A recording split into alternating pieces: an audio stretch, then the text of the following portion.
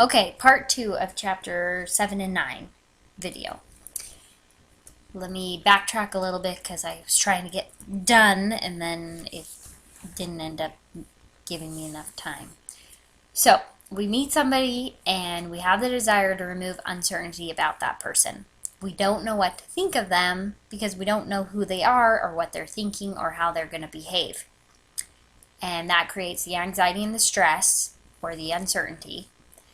And so to alleviate that, we need to reduce that uncertainty and increase our predictability about that person. We want to be able to predict how they're going to behave and kind of an idea of what they're thinking so that we feel comfortable interacting with them.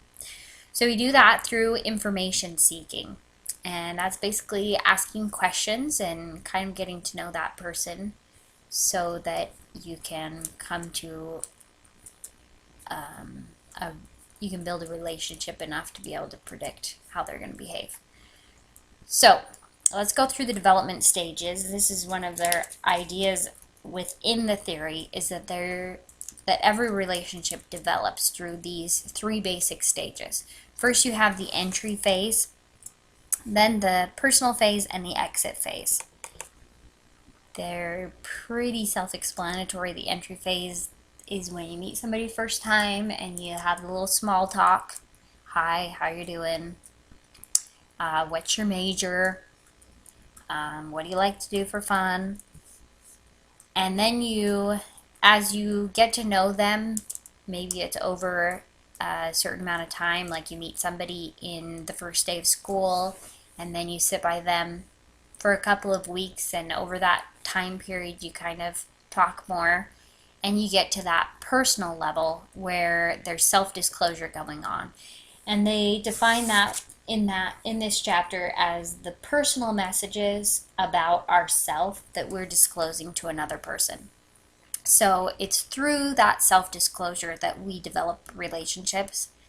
And that's a big idea that we talk about in communication a lot. Is the amount of self-disclosure, and we'll be talking about self-disclosure in other theories as well. So we get to that personal level where we're disclosing information about ourselves and they're disclosing information about themselves, and we've developed this relationship, and we're to the point where we can kind of predict how they're going to behave and how they're going to talk and kind of what they're thinking. But then it gets to a point in the relationship where you have to decide, should I stay or should I go now? And we talked about that uncertainty in the other chapter. You know, why do people break up? Why do people decide not to be friends? And it's because of the uncertainty when we make decisions about whether we want to stay in that relationship or whether we want to move on. So not every relationship follows the same pattern, and sometimes we might skip around, but those are just the basic stages. So now we'll go back to how we reduce uncertainty. So we talked about how we do it through information seeking, and that's usually done through communication. So they give some strategies to reducing uncertainty, and they're passive, active, and interactive. And I'm going to compare this to house hunting or apartment hunting because that's something that most of us have experienced. So the passive, you're trying to figure out about this person, right? And I'm going to compare it to a thing instead of a person, I guess. But so the passive way is to reduce uncertainty by unobtrusive observation. So when we're looking at a new house or wanting to buy a house, one of the things that we do is, well, at least one thing I do, I don't know if other people do this same thing, is that my husband and I and my family, we will go check out the houses, and we'll drive through the neighborhood, and we'll check out the neighbors, and we'll kind of see what people look like that are walking around on the street, and we'll look at the other houses, and we just get a feel for the neighborhood and whether or not we feel like we could see ourselves in that neighborhood. And that helps us reduce the uncertainty about whether or not that house is the one for us. So that's kind of the passive way to go about it. The active is reducing uncertainty by means other than direct contact. So my example for that one is you actually would be talking to somebody. Sometimes you might, if you wanted to find out about somebody, like say for example, you were interested in a person, maybe possibly to date them or something. Let's just say in this case that you were interested in a girl, and you wanted to know if she was dating somebody or what she was like, or if she'd ever even noticed that you existed, then you would go to one of her friends maybe, and you would just kind of ask those questions and kind of get a feel for this person. And that would be the non-direct route. So in my house hunting, my non-direct route would be to call somebody, that lived close by that neighborhood, or maybe lived in that neighborhood but not necessarily in the house I wanted, and talk to them and ask them about the neighborhood and whether it was good or not. So then you got the interactive strategy, and that's when you actually engage in a conversation to reduce the uncertainty. So instead of going to that person's friend that you're interested in, you would just go to that person and you would just straight up ask them out on a date, and that would reduce whether or not, the uncertainty of the situation, because either they're going to say yes or they're going to say no, right? Well, I guess they could probably come up with some other alternatives, but that would be the interactive approach. And in my house hunting, the interactive approach would be to talk to the person who's currently living in the house, asking them how they like the neighborhood, talking to the next door neighbors, asking them how they like the neighborhood, etc. So there's kind of some examples of strategies to reduce uncertainty. So uncertainty is not just in the first encounters like they talk about at the beginning of the chapter, but it's in all relationships no matter what the stage is.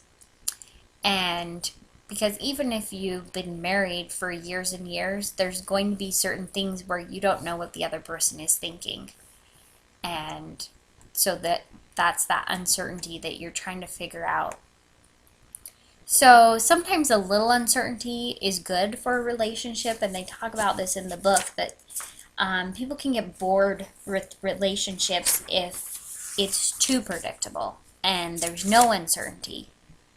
So sometimes we need a little surprise. So there's a need for variety, spontaneity, and surprise. But we need to also recognize the idea that uncertainty is also undesirable as well in relationships. So they talked about when, especially when you're married or if you've been dating for a while, that you need to have a level of certainty. There's that need for variety and spontaneity, but there's the need for consistency as well, because you need to feel comfortable in the relationship. So I kind of call it the good uncertainty versus the bad uncertainty.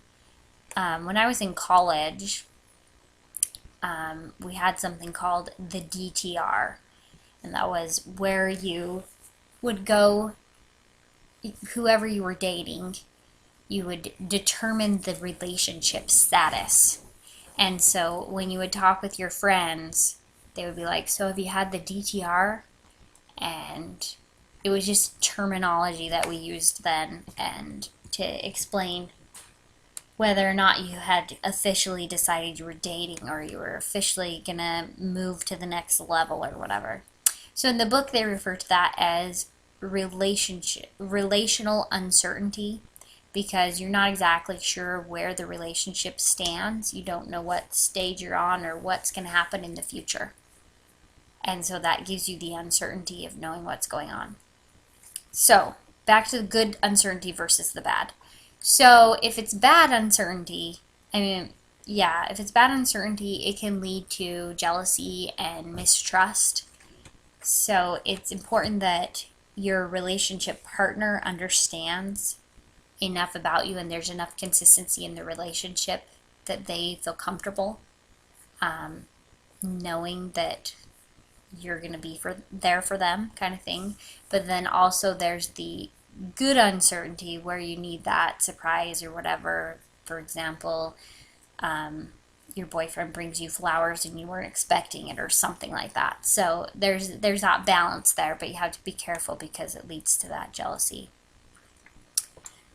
So this is just a basic overview of those two theories, and you can kind of see how they have some similarities, but they also have lots and lots of differences. So hopefully this video presentation has helped you understand it a little better so that when you guys write your papers this weekend, or if you're writing them right now for this weekend, that you have a better idea of what's going on with these.